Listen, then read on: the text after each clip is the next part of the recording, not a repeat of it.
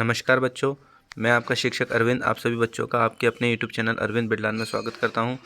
बेटा, आज की जो हमारी वर्कशीट आई है ये असेसमेंट वर्कशीट नंबर 7 है और ये कक्षा छठी की वर्कशीट आई है। विषय सामाजिक विज्ञान पे ये वर्कशीट है, ठीक है। और ये वर्कशीट शिक्षा निदेशालय राष्ट्रीय राजधानी क्षेत्र दिल्ली से आप बच्चों को भेजी गई है और डेट है आज की 15/11/2021। यहाँ पर विद्यार्थी आप अपना नाम लिखेंगे और यहाँ पर आपके कक्षा अध्यापक का नाम लिखा जाएगा, ठीक है। तो देखिए, यहाँ पर हमें इस असेसमेंट वर्कशीट में हमें एक प्रश्न दिया है और उस प्रश्न के 4 ऑप्शन दिए हैं, 4 उसके विकल्प दिए हैं। तो हमें सही विकल्प पर सही ऑप्शन पे टिक लगाना है, ठीक है बच्चों। तो देखिए, जैसे पहले प्रश्न में बोला गया है कि भारत में सरकार कितने स्तरों पर कार्य करती है, ठीक है। तो कितने स्तरों पर सरकार काम करती है, तो भारत में जो सरकार के कार्य करने के जो स्तर होते हैं वो 3 स्तर होते हैं। 3 स्तर पर सरकार काम करती है, ठीक है। तो देखिए, इसको ऐसे समझ सकते हैं, यहाँ पर जो पहले स्तर पर जो सरकार काम करेगी उसे हम केंद्र सरकार बोलते हैं, दूसरे स्तर पर जो सरकार काम करेगी उसे राज्य सरकार बोलते हैं और तीसरे स्तर की जो सरकार होती है उसे हम स्थानीय सरकार कहते हैं, ठीक है।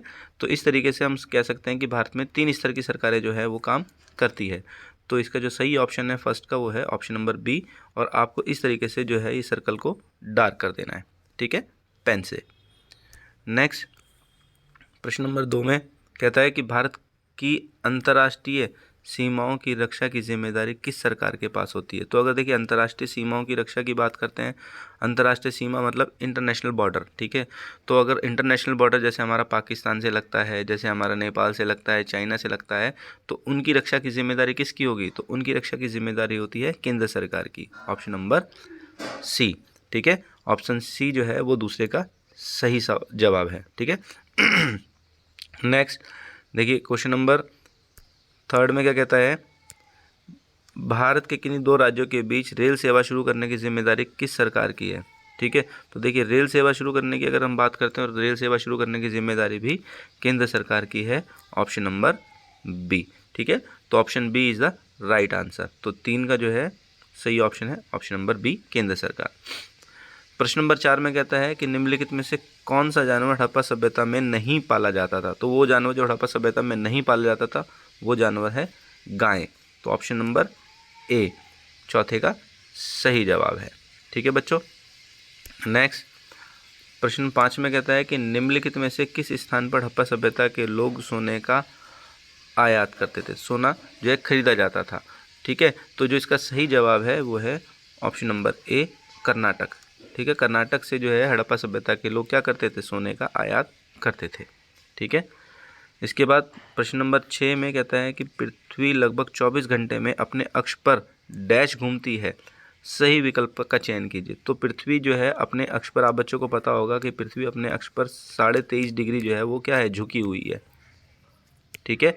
23.5 डिग्री झुकी हुई है और पृथ्वी अपने अक्ष पर जो घूमती है 24 घंटे में वो कितना घूमती है, वो घूमती है 360 डिग्री, ठीक है।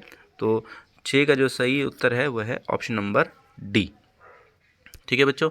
नेक्स्ट प्रश्न नंबर 7 कहता है हड़प्पा के नगरों के निचले भाग को क्या कहा जाता था, ठीक है। जो निचला भाग होता था हड़प्पा के नगरों का उसको क्या कहा जाता था, उसे कहा जाता था निचला नगर, ठीक है। Option number B. नेक्स्ट प्रश्न नंबर 8, भारत में डैश को मानक यमोत्तर माना जाता है। तो मानक यमोत्तर माना जाता है कौन सी रेखा, कितने डिग्री रेखा को मानक यमोत्तर माना जाता है। तो ऑप्शन नंबर जो इसका सही, जो प्रश्न नंबर 8 का जो सही उत्तर है वो है ऑप्शन ए, 82.5 डिग्री पूर्व, ठीक है। तो इसको क्या है, भारत की मानक यमोत्तर माना जाता है, ठीक है। तो 8 का सही उत्तर है ऑप्शन नंबर ए। नेक्स्ट प्रश्न नंबर 9 में देखिए, कहता है कि महान स्नानागार में पानी का रिसाव रोकने के लिए प्लास्टर के ऊपर डैश की परत चढ़ाई जाती थी। तो जो इसका सही जवाब है वह है ऑप्शन नंबर सी, चारकोल, ठीक है। हड़प्पा सभ्यता में जो महान स्नानागार था उस स्नानागार में पानी के रिसाव को रोकने के लिए प्लास्टर के ऊपर चारकोल की जो है परत चढ़ाई जाती थी जिससे पानी ज़मीन के अंदर ना जाए, ठीक है बच्चों। प्रश्न नंबर 10, 2 देशांतरों के मध्य कितने समय का अंतर होता है। 2 देशांतरों के मध्य जो है जो अंतर होता है समय का वो होता है 4 मिनट का, ठीक है। तो ऑप्शन नंबर ए जो है ये 10वें का सही जवाब है, ठीक है। तो इसी के साथ आपके 10 प्रश्न पूरे होते हैं। उम्मीद करता हूँ आप बच्चों को समझ में आया होगा।